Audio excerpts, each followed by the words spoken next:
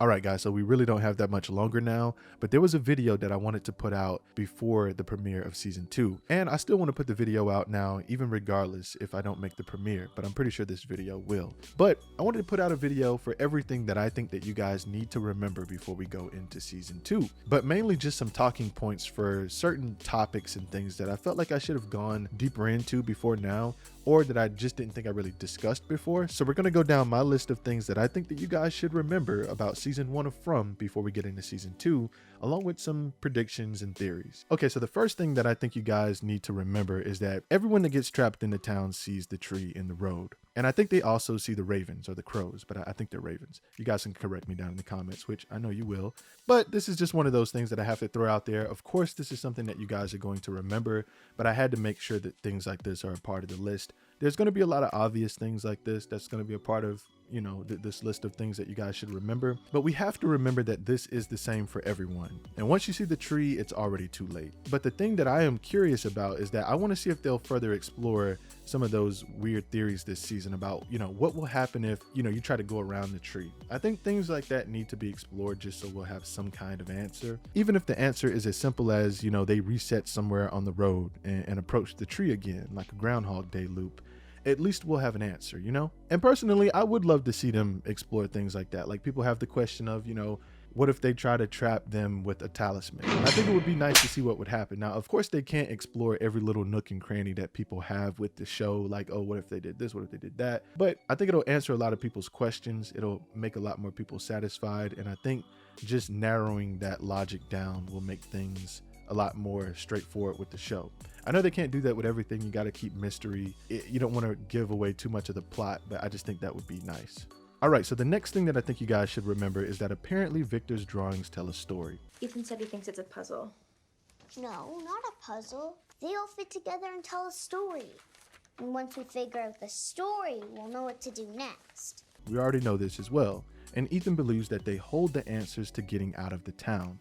Victor's drawings are essentially a user guide for the town to a certain extent. They show moments of massacres from the past, magical trees, giant spiders, creature tunnels underneath the town, those damn dogs that linger in the woods, and I'm thinking there's still more drawings that we haven't seen yet. So I think this is something that's important to remember, because I think there's going to be more drawings along the way that we haven't seen that are going to reveal more parts to this story and more mysteries and secrets behind the town. So the third thing that I think you guys should remember is that the trees are moving slowly towards the town. Another one that I'm pretty sure that you guys already know and remember, but here are my theories around that. In season 1, episode 3, Victor explains to Ethan that he's measuring the distance that the trees are moving.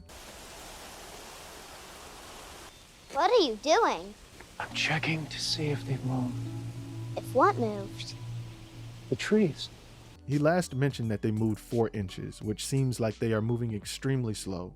And we don't really know what to compare this to since we didn't have the info from the last time Victor measured the distance, but it sounds like the trees won't become extremely close until maybe towards the conclusion of the show. So Kenny mentions in season 1, episode 2, how he thinks that the creatures are only walking because they know that the people there are running out of space on the board. Those things, they walk.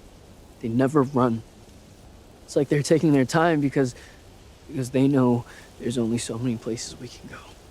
I'm thinking about what you said the other day about running out of room on the board. I was upset.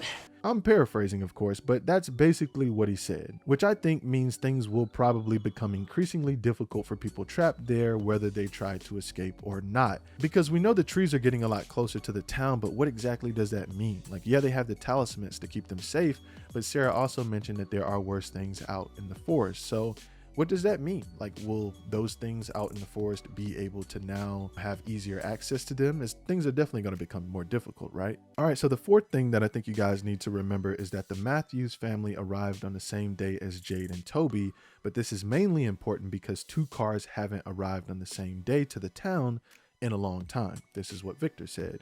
You're from one of those 2 cars, huh? That hasn't happened in a long, long time.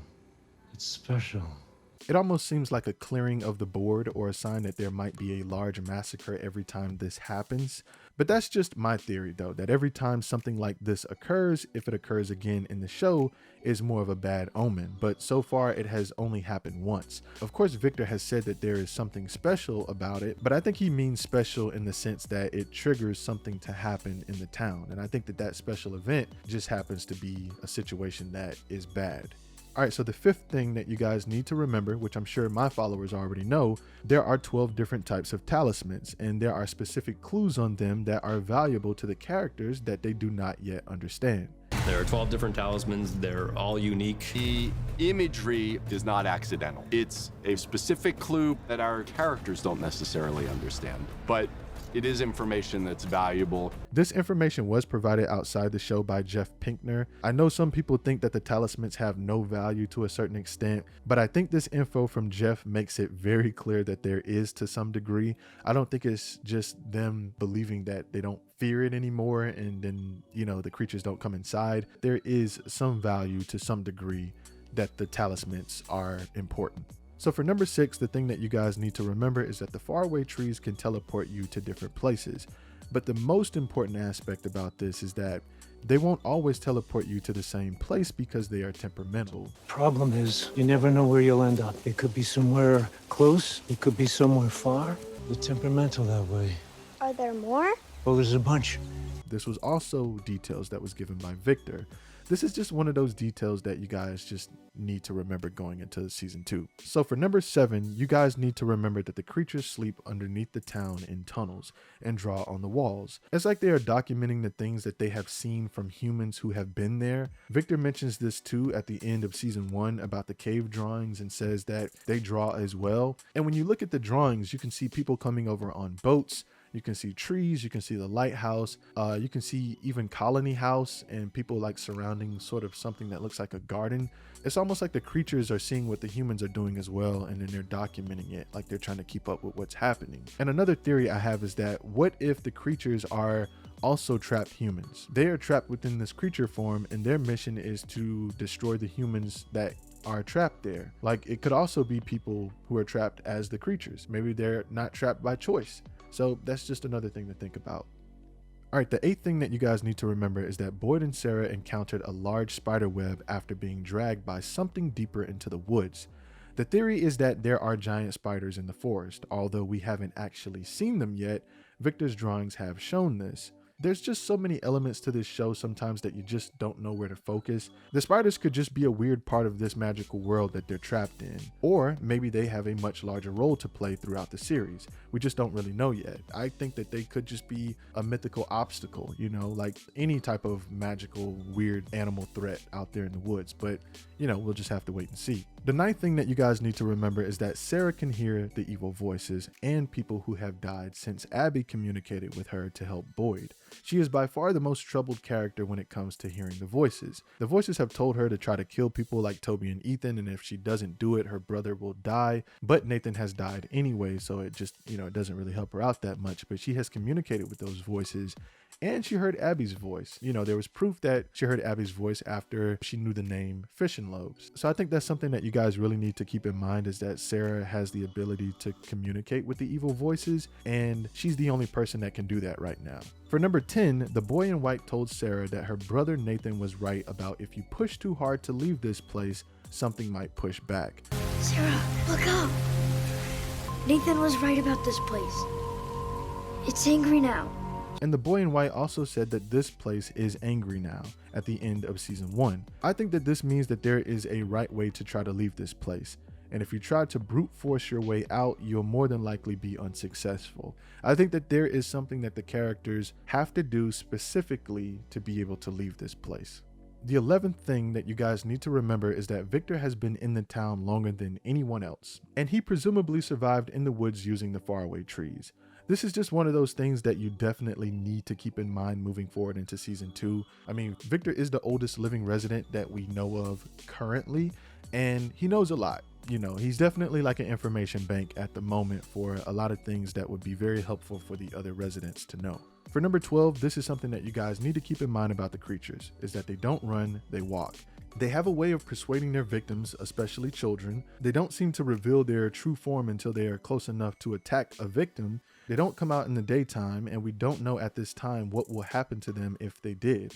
They already know everyone's name and maybe other things about them. They all dress in 50s attire.